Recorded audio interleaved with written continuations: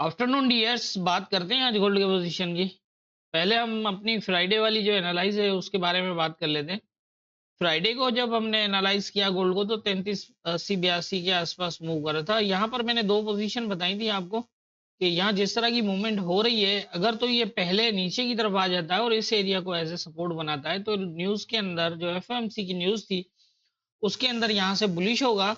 और अगर तो ये इस एरिया को बिना टेस्ट किए ऊपर चला जाता है तो फिर इसके लिए ये जो 3398 है यहाँ से रिजेक्ट होगा, या फिर जो है वो 3413 से रिजेक्ट होगा। और उसके लिए फर्स्ट टारगेट तकरीबन यही होगा। और अगर ये भी ब्रेक हो जाता है नीचे की तरफ तो फिर आप देख सकते हैं, यहाँ मैंने बताया था कि ये अगर ब्रेक क्लोज करता है H4 का तो ये दोबारा रीटेस्ट करेगा ऊपर की तरफ और वहां से फिर जो है वो मजीद नीचे की तरफ आएगा। जबकि ये भी मैंने बताया था कि ये प्रीवियस टाइम के अंदर लेवल ब्रेक है तो ये पॉसिबल है कि ये सीधा भी चला जाए इस तरह। तो आप देख सकते हैं किस तरह की मूवमेंट हुई यहाँ पर। न्यूज तक ये जो है ऊपर ही स्टे करता रहा, तकरीबन 73 से ऊपर इसने जो है वो स्टे किया, 57 वाला एरिया टेस्ट नहीं किया। न्यूज आई और वही 3398 जो मैंने बताया था, इस एरिया को टेस्ट करने के बाद इसने यहाँ तक आके लो लगाया 3348 का। देखिए हमारी जो एनालाइज है वो सिर्फ और सिर्फ लेवल्स के बेस पे, ना हम इंडिकेटर फॉलो करते हैं, ना हम पैटर्न फॉलो करते हैं, ना ही फंडामेंटल। हमें सिर्फ लेवल्स को ही देखना है। अगर कौन इंपॉर्टेंट एरियाज जो होते हैं, इंपॉर्टेंट लेवल जो होते हैं, वहां जिस तरह का क्लोज होगा, जो ब्रेक होगा, उसी हिसाब से फिर आगे की जो है वो हम मूवमेंट देखते हैं। और आप खुद देख रहे हैं कि किस तरह जो है वो हमारे लेवल्स काम करते हैं। तो हाँ, लेवल्स के ऊपर काम करने के लिए अगर आपने देखना है तो हमारे लाइव वीडियोस काफ़ी पड़ी हुई हैं, जो लाइव सेशंस किए हुए हैं उनके अंदर मैंने लाइव समझाया हुआ है कि किस तरह से लेवल्स के ऊपर जो है वो आपने कंफर्मेशन देखनी है।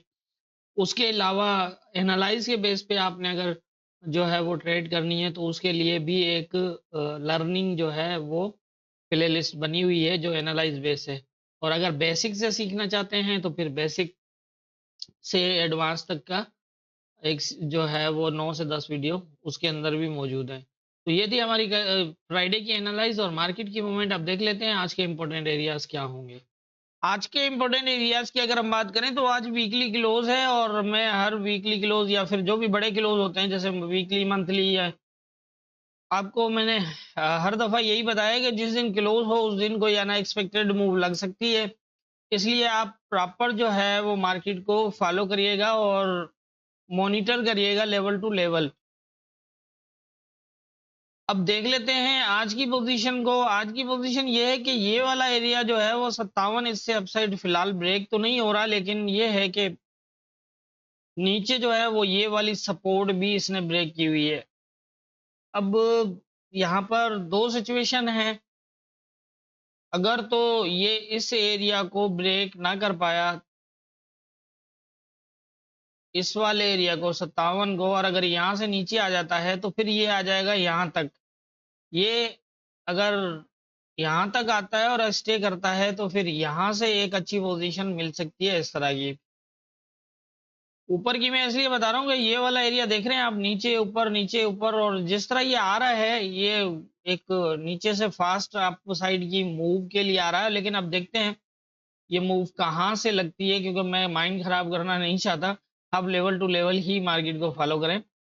जहां से पोजीशन मिलती है, जिस जहां तक मिलती है, आप उसी हिसाब से जो है वो मार्केट को हैंडल करें। क्योंकि हम डेली बेसिस के जो है वो ट्रेडर हैं, डेली डे ट्रेडर हैं, तो हमारे लिए जो है वो इसी तरह की जैसा मैं कई दफा बता चुका हूँ कि 50-50 ट्रेड भी हमारे लिए बहुत है। तो ये तो एक अच्छी खासी मूव्स होती हैं, तकरीबन 100 प्लस ही होती है, तो आप अपना टारगेट बड़े अच्छी आसानी से जो है वो ले सकते हैं।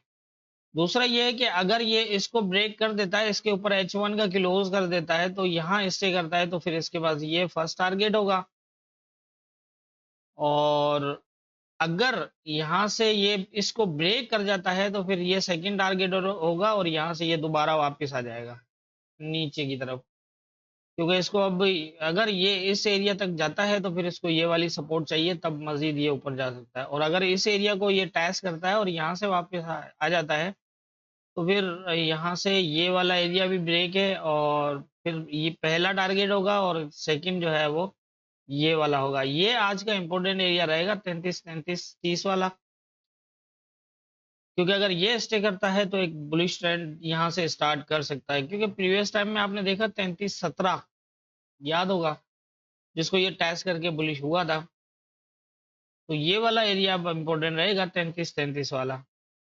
अगर तो इस एरिया को स्टे कर जाता है तो ये एक नया ट्रेंड स्टार्ट कर सकता है, जो तकरीबन इसी लेवल तक, यहाँ तक, यहाँ से यहाँ तक की अच्छी जो है वो पोजीशन मिल सकती है, और मजीद ऊपर भी जा सकता है। लेकिन वो ये है कि अब एक दिन में तो नहीं होगा, तो इसलिए मैंने ऊपर को जो है वो लेवल नहीं लगाए। तो मेरे ख्याल से जितनी मेरी समझ है उसके हिसाब से मुझे गोल्ड में आज यही लग रहा है। बाकी होना क्या है ये तो ऊपर वाला बेहतर जानता है। दुआओं में याद रखिएगा।